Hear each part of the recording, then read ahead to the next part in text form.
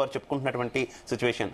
ఒకసారి మనం పోరాటాలకి ఇలా వరంగల్కి వెళ్దాం. ఉమ్మడి వరంగల్ జిల్లాలో సిచ్యువేషన్ ఏ రకంగా ఉంది అనేది మనం తెలుసుకునేటటువంటి ప్రయత్నం చేద్దాం. దీనికి సంబంధించి మరింత ఇన్ఫర్మేషన్ మనకు అందించడానికి మా కరెస్పాండెంట్ శ్రీకాంత్ లైవ్ లో సిద్ధంగా ఉన్నారు.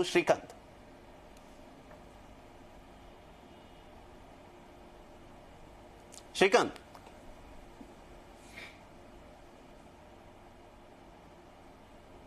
ఏదైనా కూడా స్థానిక సంస్థలకు సంబంధించి మొదటి విడతల భాగంగా మాత్రం ఇక్కడ ఉమ్మడి వరంగల్ జిల్లా సంబంధించి 555 గ్రామ పంచాయతీలకు గాను 502 గ్రామ పంచాయతీలు మాత్రం ఎన్నికైతే నిర్వహించారు. ఇందులో ప్రధానంగా ఎక్కువ కూడా ఇటు కాంగ్రెస్ పార్టీకి సంబంధించిన స్థానాలే కైవసం చేసుకోవచ్చు. అందులో ప్రధానంగా మనం చూసుకున్నట్టయితే కూడా ఇటు వరంగల్ జిల్లాకు సంబంధించిన లిస్ట్ ఒకసారి మనం చూడొచ్చు. ఇందులో మొత్తం 91 స్థానాలకు సంబంధించి ఎన్నికలు జరిగాయి. అందులో ఏకగ్రీవంగా 11 స్థానాలు ఏకగ్రీవం కావడం, అదేవిధంగా కాంగ్రెస్ పార్టీకి సంబంధించినటువంటి సీట్లలో మాత్రం 59 కాంగ్రెస్ కు రావడం, అదేవిధంగా బీఆర్ఎస్ పార్టీకి 23 స్థానాల్లో గెలుపడం, అదేవిధంగా బీజేపీ పార్టీ మాత్రం 2 స్థానాలు నేను చెప్పచ్చు. ఎందుకంటే ఇక్కడ వరంగల్ కు ప్రధానంగా ఇక్కడ వర్ధనపేట, పర్వతగిరి, రాయపర్తి యొక్క 3 మండలాలకు సంబంధించిన ఎన్నిక జరిగిన నేపథ్యంలో ఇక్కడ కాంగ్రెస్ పార్టీకి సంబంధించిన శ్రేణులు ఇక్కడ ఏతుందో కూడా గ్రామీణ ప్రాంతాలకు వెళ్ళడం, అదే విధంగా ఉన్నటువంటి సంక్షేమ పథకాలు పూర్తిగా వివరించడం, స్థానికంగా ఉన్నటువంటి ఆ యొక్క ఎమ్మెల్యేలు కూడా గ్రామీణ ప్రాంతాల్లో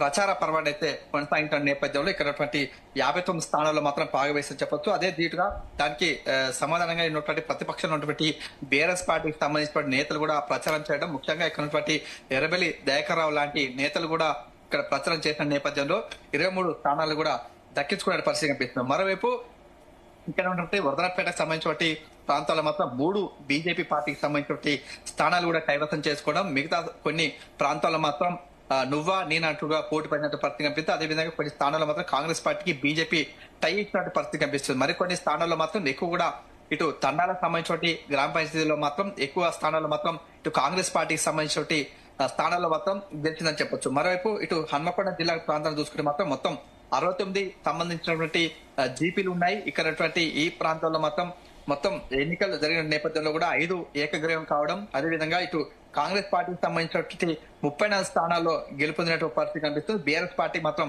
18 స్థానాల్లో గెలుపొందింది. మరోవైపు ఇక్కడ మాత్రం అనూహ్యంగా బీజేపీ పార్టీకి సంబంధించినటువంటి 10 స్థానాల్లో గెలుపొందని చెప్పొచ్చు. అదేవిధంగా ఇతరులు మాత్రం 5 గెలుపొందినటువంటి పరిస్థితి కనిపిస్తుంది. ఎందుకంటే ఇక్కడ చూసుకుంటే మాత్రం ఇటు హన్మకొండ జిల్లా పరిధిలో మాత్రం ఇటు భీమదేవరపల్లి, ఎలకతుర్తి, కమలాపూర్ ప్రధానంగా ఈ ప్రాంతాల్లో మాత్రం ఎక్కువ కూడా ఇటు బీజేపీ పార్టీకి సంబంధించిన ఎంపీ ఉన్నటువంటి ఈటెల రాజేందర్ ఇక్కడ ప్రచార పర్వాన్ని కొనసాగించడం, ప్రధానంగా వీటిపై దృష్టి సారించడం. మరోవైపు ఇటు హుస్నాబాద్ కు సంబంధించినటువంటి మంత్రిగా ఉన్నటువంటి పొన్నం ప్రభాకర్ కూడా ఈ ప్రచారంలో పాల్గొన్నటువంటి, అదేవిధంగా వారందరూ కూడా దిశానిర్దేశం చేసినటువంటి కూడా 69 స్థానాలకు సంబంధించినటువంటి 34 స్థానాలు మాత్రం కాంగ్రెస్ పార్టీ గెలుపొందడం, అదేవిధంగా 18 స్థానాల్లో బీఆర్ఎస్, అదేవిధంగా 10 స్థానాల్లో మాత్రం బీజేపీ పార్టీకి సంబంధించిన నేతలు కూడా నువ్వా నేనట్టుగా పోటీ పడినటువంటి పరిస్థితి కనిపిస్తుంది. మరోవైపు ఇటు జనగామ జిల్లా పరిధిలో చూసుకుంటే 110 స్థానాలకు ఎన్నికలు నిర్వహించిన క్రమంలో కూడా 10 స్థానాలు ఏకగ్రీవం కావడం, అదేవిధంగా 63 స్థానాల్లో కాంగ్రెస్ పార్టీ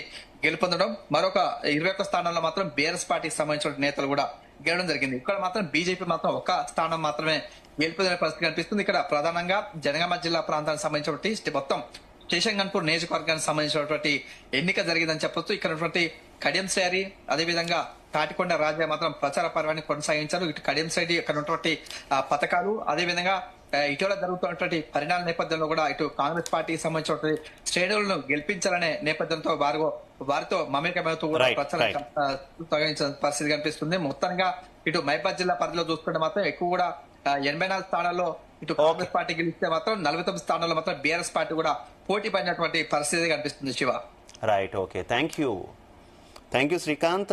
అది ఉమ్మడి వరంగల్ జిల్లా వ్యాప్తంగా ఉన్నటువంటి సిచ్యువేషన్. ఒకసారి మనం మహబూబ్ నగర్ జిల్లాకు